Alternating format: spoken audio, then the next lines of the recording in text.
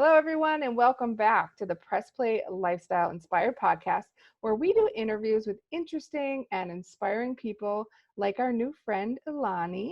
And we do this for our listeners, that's you, to help them find the resources, tools, and support that they need to be their best inspired self. So, how are you doing today, ma'am? I am so grateful to be here. Thank you so much for inviting me, and Oh, thank you. You're so sweet. truly grateful every day. In fact, the first thing I do when I get up is I start to write in a gratitude journal. Oh, that's a wonderful way to start your day. Got to start with that mindset. Is every day good? No. But is there good in every day? Yes. Oh, I love that. That's a great perspective. I wake up every day and wiggle my body because I'm so Mm, tired. Like I really struggle with sleep. I have a narcolepsy, so I have a sleeping disorder. So when I oh, get up in the morning, I literally move every like piece of my body, like one finger, one toe, because movement begets movement. So that's how yes. I start. It's a little less. It's like similar. Like I'm grateful that I can wake up. I'm grateful that I Yes. can move. I'm grateful that my knees haven't given out yet, or my back, or Yeah. so kind of a similar thing.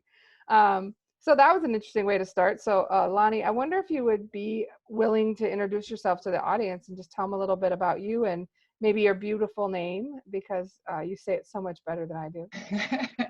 And I do get called a lot of things. When you have an ethnic name, my name is Eleni, and it's Greek for Helen. I am 100% Greek, and I was named after my maternal grandmother. So I love having the ethnic name, knowing where I came from. And I am so blessed and so excited because I get to work with entrepreneurs and C-suite executives that are, and I say this with all due respect, out of whack. If you're out of alignment. Think about it. If you're in a car and even one wheel's out of alignment, how much farther down the road do you think you're going to get? Yeah, that's an interesting analogy. Yeah, So when you issues. kind of say they're out of whack, I'm curious. Um, yes, I have daily out of whackness, but is there a specific area that you have seen in your career where people Mhm. have more out of whackness than others? Like that's kind of an Yes. area where you either focus or you see often as a Yes. struggle point. Yes. So that's a great question. And probably the biggest common struggle I see is money, people's relationship with money. And it doesn't matter if you want to make 50,000 a year or 50 million. I'm talking about your relationship with money. And if you have a contentious relationship with it, or you feel like it's just this necessary evil I have to have, you're never going to be in the driver's seat. And I'm on a mission to help people feel in control where money is concerned, not the money controlling them. Yeah, and I've heard this a lot too, like in our circles, like you and I have similar people that we are around that we know. And I hear a lot about, like, I'm air quoting for anyone that's not seen the video, like money mindset. But then I also hear a lot of backlash, like, well, it's really hard to have a positive money mindset when I don't have any money. Right. How do you combat sort of that frustration with, like, how do I come from from abundance when I'm feeling lack, right? When I am eating 100%. ramen, like, what My does that mean? first, and I totally relate to that. I remember specifically when I was down to 3 cans of beans and $11. And my car had broken down that day. Luckily, I made it to the gas station, just left it. They called me and said, "Oh, it's going to be about 700-800 in repairs." And I said, "Go ahead and fix it." Now, again, 3 cans of beans and $11. I should, but I do believe in abundance. I love that you brought that up. And to me, it's all abundance. But you either have an abundance of lack or you have an abundance of prosperity. So, which direction do you want to lean in? And in that situation, I remember I had already started my business, but I had hit a rough patch. But I kept going. I know it's out there. I'm living in an abundant universe. I know that I can do this. I know that my intentions are honorable. I'm more than motivated to help people live their best lives and learn how to charge what they're worth. And I went from $11 to over 22,000 in 1 week. So we're gonna And work together after this show. I'm just, yeah, I think that's a, I think Was it Dwayne Johnson actually had a similar, he didn't do that well, but when he was, is literally his origin story. It was Mm, either like 3, 7, or $11 that he had left in his pocket. And he was like, yeah, no more. I'm not living this life this way. no, Um, no. and I think that we grew up very, very poor. My mom, we lived in a car for quite a while in Michigan, which I know you're familiar with, in Lansing. So you know where it's nice and warm in the winter.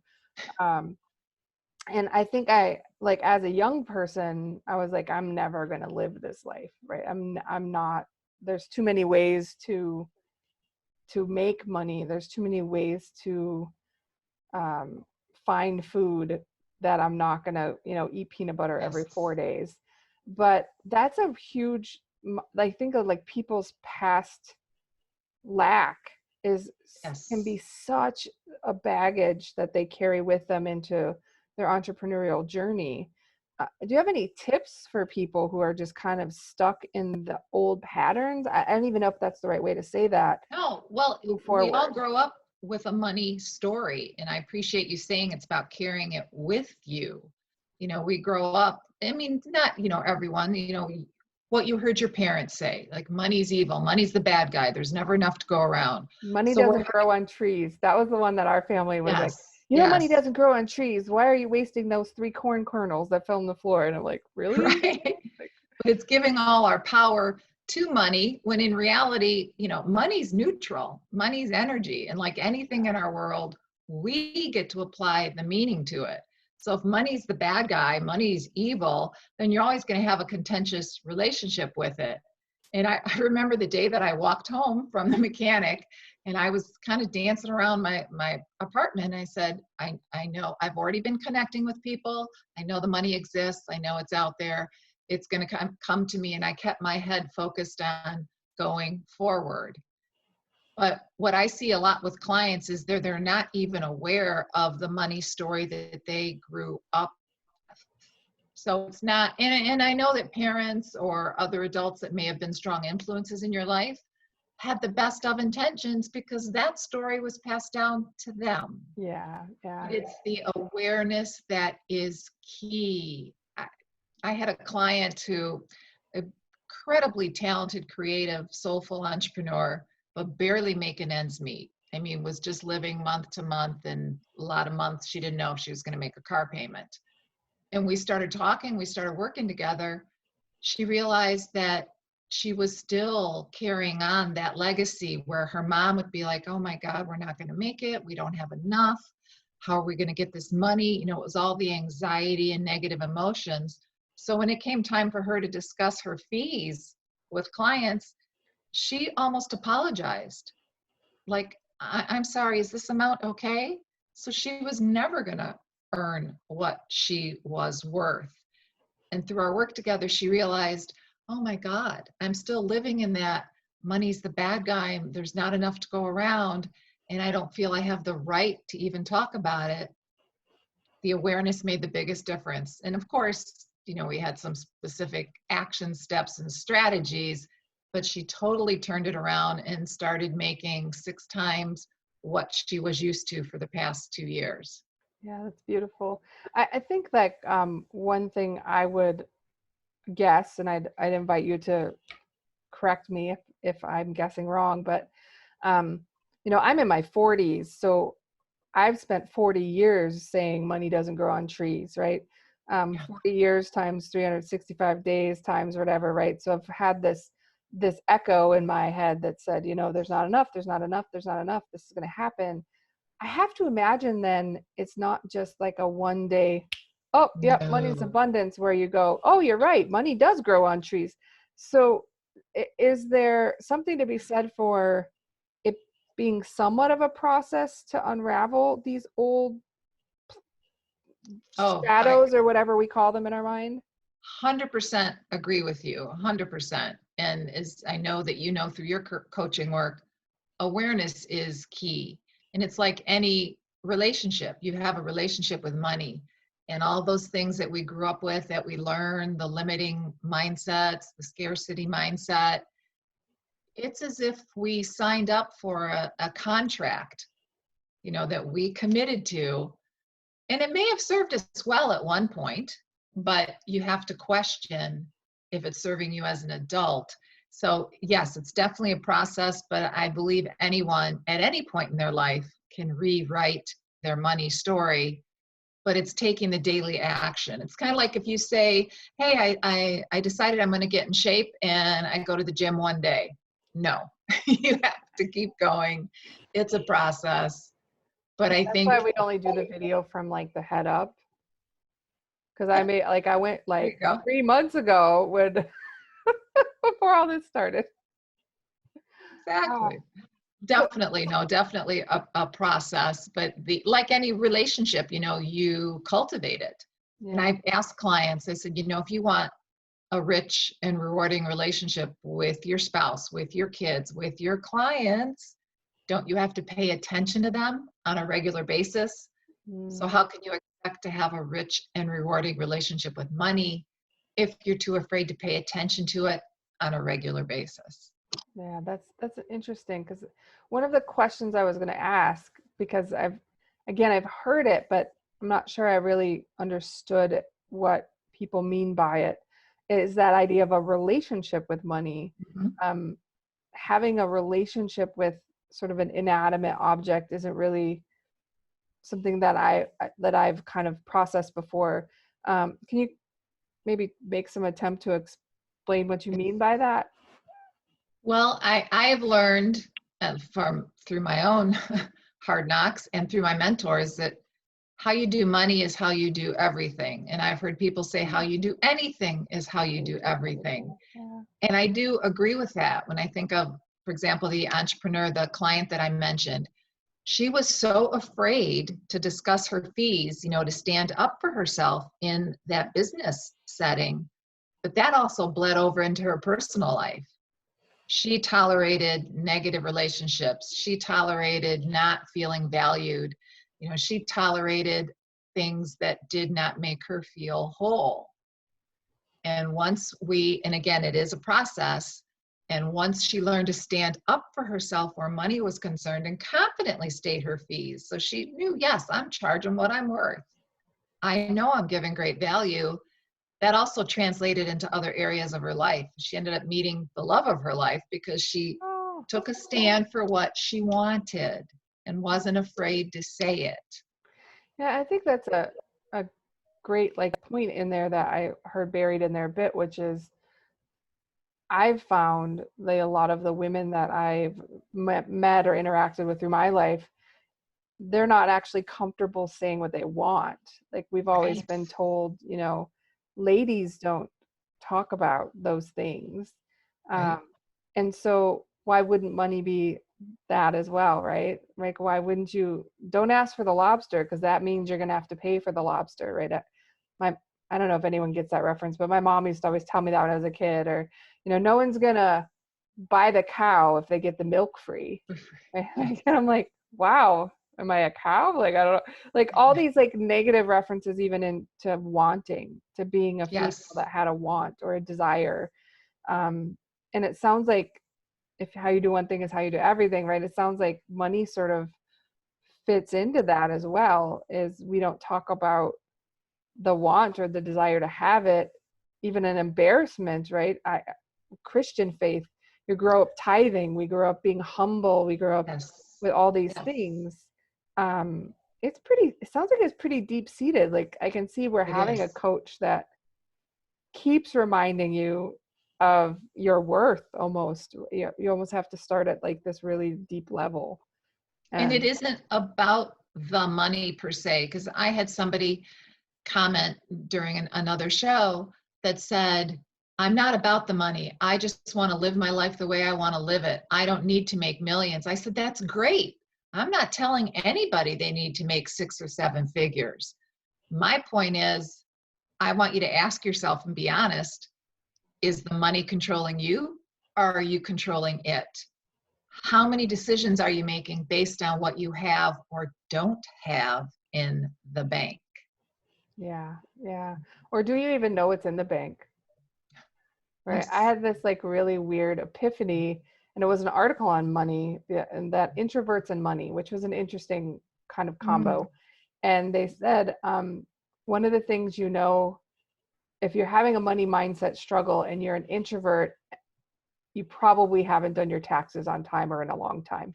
And I Oh, was like, so then I had to think about that, and I was like, is but it's the avoidance of yes. seeing how much you had or have, right? And then how much you're going to have to give to the government. And there's this whole like dread.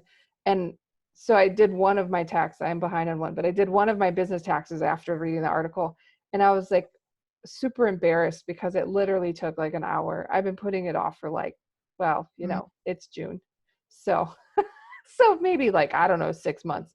And it took an hour. Like all the stress, if you add all the 6 months of stress for what? Yes. Because I don't even know what I didn't want to see, right? I didn't want to see what I didn't have and what I did have.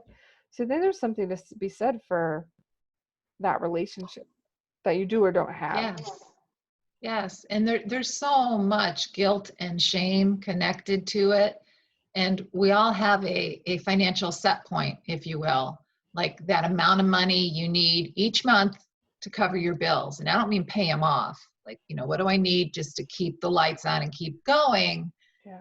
And when I meet people that start to like climb forward, start to raise that point, if they don't have their head wrapped around right where money is concerned, there's going to be a roadblock, there's going to be an obstacle. That's life. But if you aren't conscious and being proactive, then that's going to set you right back down. It's going to drop you right Yeah. back down. You're going to take yourself out of the game. Wasn't that like the stories that you hear about like lottery winners, right? Like people who Yes, had nothing and they think that they'll be happy when like once they win the lottery, then they do, and they're like back to having nothing in 2 years, a year. is right. is that maybe related to this kind of idea that their set point was so low that they kind of, I don't know what happens then, right? Well, and it's back to giving all the power to money. Like, I Mm. don't want people to define themselves. Is money the most important thing in the world? No. Your health is, love is, without question. But not owning the reality or accepting the reality that money's going to be a part of your existence for the rest of your life. Keeping the Yeah. lights on, buying that food, being able to help others, being able to take care of your family. And again, you want to make 50,000 and that's great. Again, I just want people to be in the driver's seat. I want you to decide.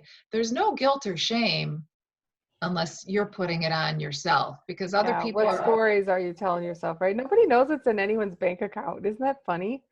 Like no, we take all this like, oh my gosh, people, but nobody knows what's in your is or isn't in your bank account. That's why the like Lamborghini coaches, right? They're out there like Instagram model, whatever, and they don't have it either, right? You don't no. actually know what's in their bank account or in their wallet, right? So it's just it's interesting. So what would you, is there any kind of, you said awareness was a great place to start. If you had to give an exercise to the audience, like it's like only one thing that they could begin to sort of take this road toward having a stronger relationship with money, do you have something you might suggest for them? Yeah, a couple simple things that are connected. I have my clients use a money tracking sheet where they literally write down every day how much money comes in from any source. It could be you found the coin on the ground, commission, birthday money, found money, whatever it is. But it's vital that it's even on days that are zero. Write that down. And I had a client like, I'm not putting the damn zero down. I'm not doing it. Then money is still controlling you. You're not controlling money. So instead of looking like, oh shit, I got another zero, you can turn it around at the end of the month, however many zeros there may have been. You can say, okay, next month, I'm only going to allow X number of days for zeros.